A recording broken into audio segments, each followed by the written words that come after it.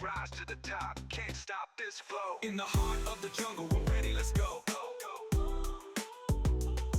In the heart of the jungle, we're ready, let's go. Welcome, everybody, to another episode of the Round Table here with my brother Ben. What's going on, man?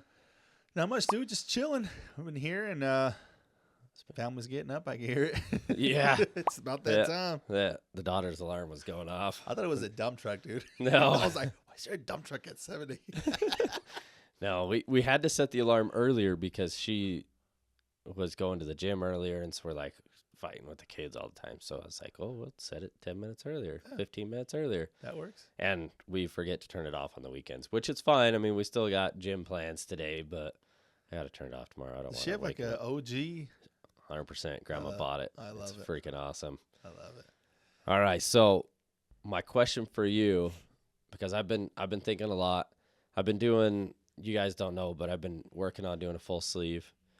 And right on my bicep, there's room. That's the spot that's left. I mean, I still have a lot left to actually get done, but a lot of it's mapped out. Yep. But there's a spot on my bicep, and I've been thinking a lot. I want some sort of quote there, right? Mm-hmm. And I think I have the one that I want. But that brought up the thought, what's your motivating quote? Do you have one that you can think of? I mean, there's a million quotes out there, but is there one that's your favorite that like sticks with you? Motivating quote. I mean, I have a lot, dude. I'm trying to think of one that. Oh man, I think for me, and this is fairly new, but this is something that I'm truly gonna live by. Just do it anyway. That's a good one. I like it. That's just, people are gonna treat you a certain way because you do it. You're doing something. Do it anyway. People are gonna be, expect you to be a certain way, and maybe you're being, you want to be a good person, but they're being a jerk. Be a good person anyway. It's do it anyway, because at the end of the day, no matter what, like, your responsibility, your standards should be for you. Yeah. And Taylor and I talked about this, and we've talked about it on this show, how standards, and Andy's talked about it. Yep. How your standards sometimes drop because everybody else around you is dropping, right? And I won't get into the story, but essentially, it's the whole thought of like, well, the weight, let's just use the weight thing because we can both relate to that.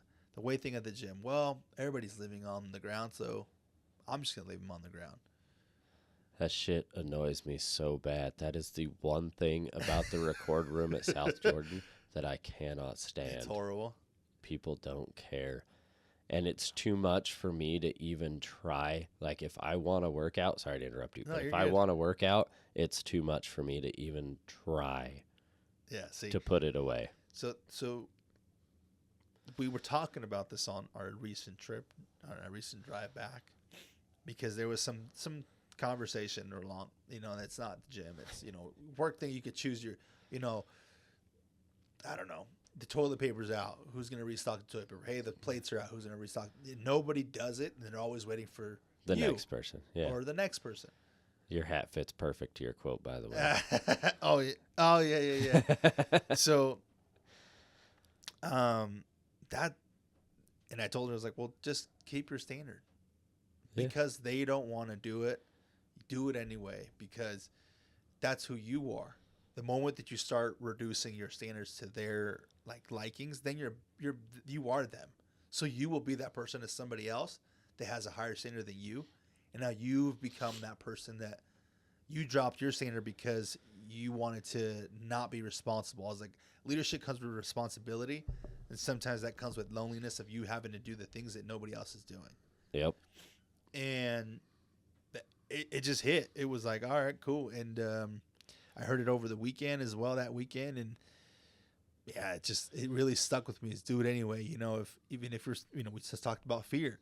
If you're fearful, do it anyway. If you're sick and you got 2 weeks to do what you got to do it. And it's the lights. You know that you should. Yep. Just do it anyway. Yep. Oh, I could go sit down and watch TV. I'm gonna do this anyway. The only thing about that story was I probably should have taken a break to eat. That was the only thing. But yeah, that was just like I said, I've been thinking so much about it. That's a great one. I mean, I have a lot, dude, but yeah, I mean, that's the one. Nike's, which, like I said, you wore the right hat today. Nike's the same, just do it. Just do it. Yeah. Do it anyway, just do it. Those are great. Those are great quotes. Those are pretty awesome. I like that. Do it anyway. Thanks, man. I heard, which is crazy because at some point this week, I'm pretty sure I heard a clip, and that's exactly what they were talking about. Oh, really? Do it anyway.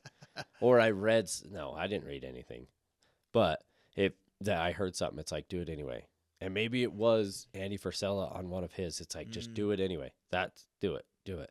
And I will say, holding a standard when nobody else is fucking hard. It is probably one of the hardest things because you just want to play the game. And sometimes you do, but then you have to catch yourself and say, that's not me. Yeah. That's not my standard. And I find myself in that position more than I want to admit, which sucks. But why do you think?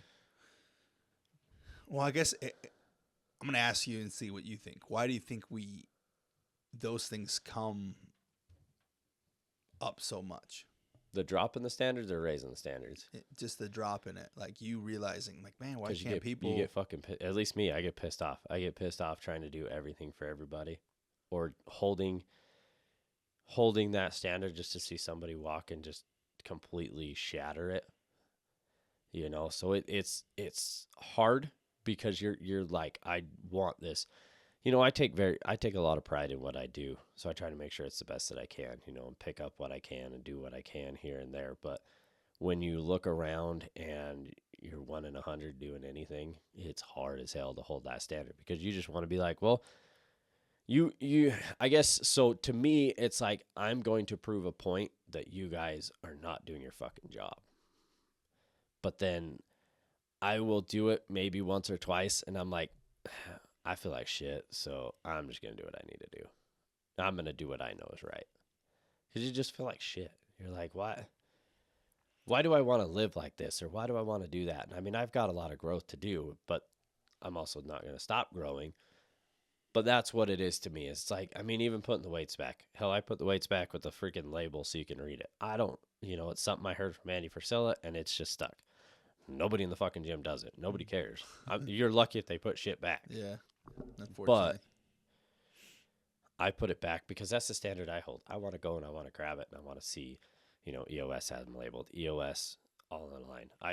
To me, and there's one trainer at the West Jordan that does a really good job at putting stuff away and helping between his clients and stuff. And I've gone up to him and been like, dude, you are fantastic. And they had sent a survey over, and I was like, I can't remember his name, but he is a freaking stud. And they're like, oh, yeah, it's this guy. And I was like, might be. But then I saw him, and I'm like, yep, that is. So hopefully he got the recognition he needed, or not needed, that he deserved. Right. But, no, I think dropping the standard just hurts yourself. It hurts you more than it hurts anybody else. But, and I'm going to ask this, and it's, I ask it only because I want your response. I want your answer, right? But Dustin, why do I have to do it? I'm looking like a bitch right now. Like I'm literally picking up after them. I'm doing all these things. Why am I always the one that has to do it? What? Because your standard's higher. That's the only answer I can give you. Your standard's but higher. they just keep waiting for me, man. It's just me. It's me just doing it every single day. Oh well, do it anyway. There you go. I love it. That's what it keeps coming down to me. I mean, there's things at work that drive me insane, and it gets to the point that I take care of it, and people are like, "Why are you doing that?" I said, "Because it drives me nuts." Mm-hmm. Well, just leave it right there. No, I don't fucking want it right here. There's a reason for it. Yeah. Do you need it? No. Okay. Does somebody else need it? Probably not. Okay. Then why the hell do we still have it? Yep. It's that mentality. I realize what I do and where I work and the standard, the industry and everything. That doesn't mean I have to stay right there. I can keep my shit clean. I can keep my area clean. And I fucking hate when they tell me my area is dirty and that I don't do my shit because I was thinking about that this week. I was like, I'm just waiting for you to say it and I'm going to fucking lose my mind because this week was not a week to fuck with me. I don't know why, but You know, I just after everything, I'm like, no, this is what I want. Yeah. I'm doing this for me. I'm not doing this for you. I'm doing this for me. Bingo. So that's what Taylor said. Yeah. That was one of her things that she told me. She's like, I need to remember that I'm doing it for me. Yeah. Not for them, not for anything, but for me. Yeah. For my sanity, for my set of standards. And I said, that's what you need to remember. Yeah. That's what you need to remember. Every single time you got to put that way back. Every single time you have to fill up, restock this. Every time you got to, pick up this, piece of I also think it freak, comes, dude. I see people that'll toss a freaking, what do they call it? Like a napkin. It's right next to the garbage can. And people walk by it all of the time. I'm like, dude, if you're about to throw something away, just pick it up and throw it away. people get so freaked out about shit like that. I don't know. It don't freak me out, but I don't know. That's for me, man. The one thing that I will be honest that I have a really hard time throwing away is if like you go to a restaurant and they give you a stack of napkins.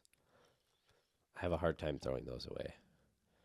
Like if I haven't touched them and they've just been sitting on the table, I have a really hard time. Just leave them there. I do. Okay. I don't know if that's right or wrong though, because I'm like, if the People next, throw them away after you, probably. yeah, Oh, sure.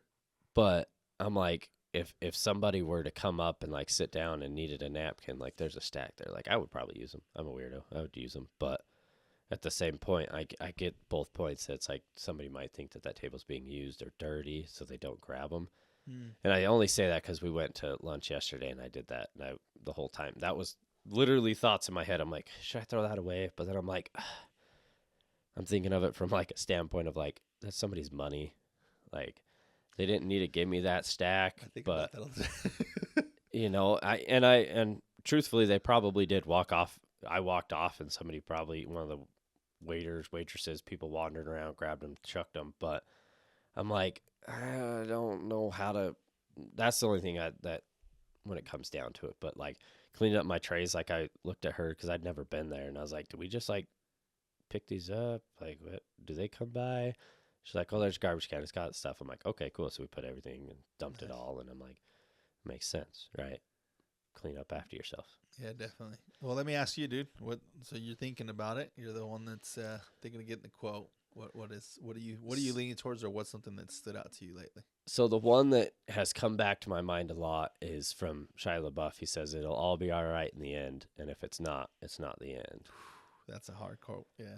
And that I've listened to that podcast way more than I can honestly should admit, but it brings me back kind of to center when I do. And I don't know what it is, but I can relate to his story in ways and not in ways, but just something about his story and the way he tells it. But that quote has always been coming back. Like I was thinking about it and I was like, I really love that quote because it's true though. Like It's 100% true. it'll all be all right in the end. Yeah. And if it's not, obviously that's not not end. the end. It might be the end of that chapter, but Yep. Yeah, I love that. it's not the end. That's true. I love that quote. That's a good quote. So, I mean, that's the one I'm currently thinking about, but I've got till the 19th to really come up with something, possibly later, depending on where we get with it. But yeah, I love that. No, that's, Shia LaBeouf, I think his story is so relatable, even though, we didn't do half the stuff that some of he did, but, I think he just comes from a real person. You know what I mean? I think it's the overcomer story, right? Where he was in the deeps of hell, dude. Like he went to a low that a lot of people don't go there. And he's honest about it. Yeah. And he even like in his thing, he's like, look, I know I'm here for a reason. If it was any other circumstance, I know that things would be different. I know my fame and my fortune and my, I think he even says skin color. He's like, and I know that I'm blessed with the outcomes that I've been given. Right. And so I need to make sure that I'm grateful for those things. Right. And I'm pretty positive he says in that. I mean, I should know it all by heart by now. But I know he talks about that. Right. He talks about how he's fortunate to be where he's at. There's a lot of people that have fame and fortune that aren't going to be like, yeah, I'm famous, so I get it. Like I should have had more consequences, but now I'm free. It's fine.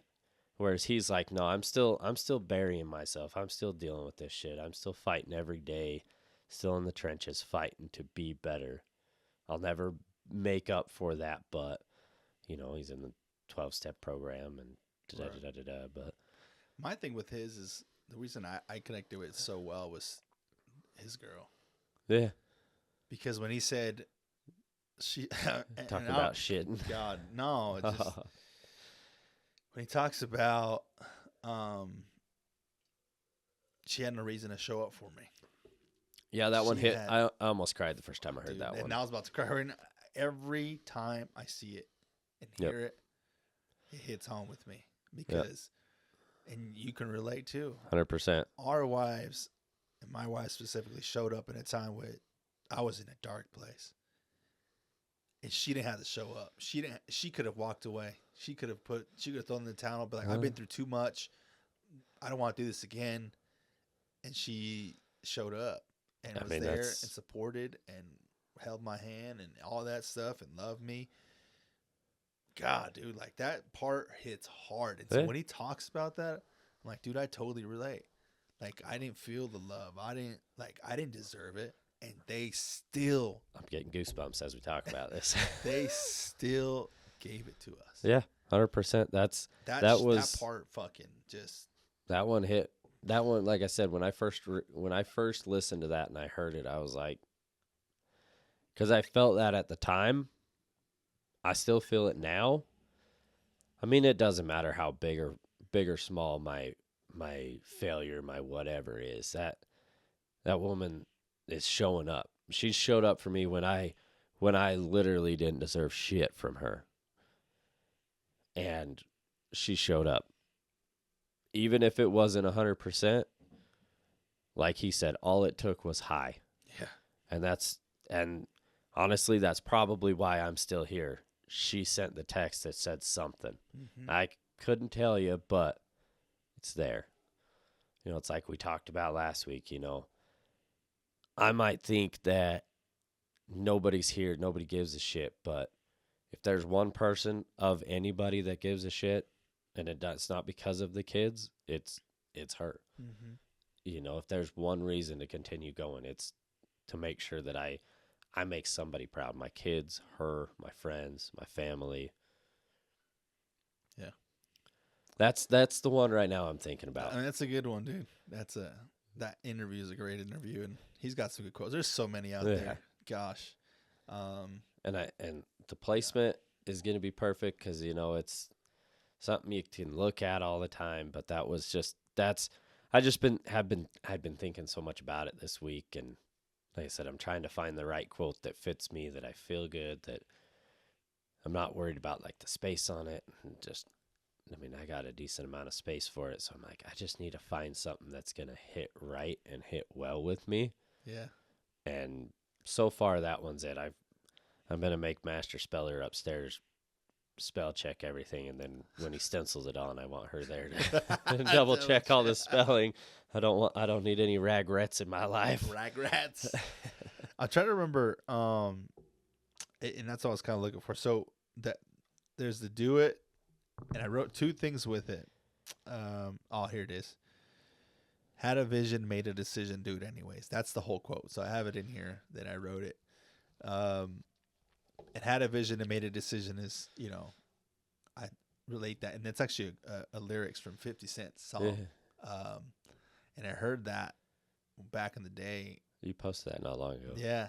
Yeah. And in that verse, like he talks about, that's in, I think it says 99, had a vision, made a decision. 99 was the year that my dad passed away. And that's when I feel like I had a vision of being a better father, being all these different things. And now it's just got to do it anyway, But that was pretty much it, man. I mean, I'm sure that tattoo's going to be sick. I'm so fucking stoked for it. The quote will be a nice kind of like, just level everything out and give it that oomph. So his vision's fantastic for it. I can't wait. I'll have to show you. I have a picture of what he modeled the bottom half after. I'll have to show it to you. It's fucking cool.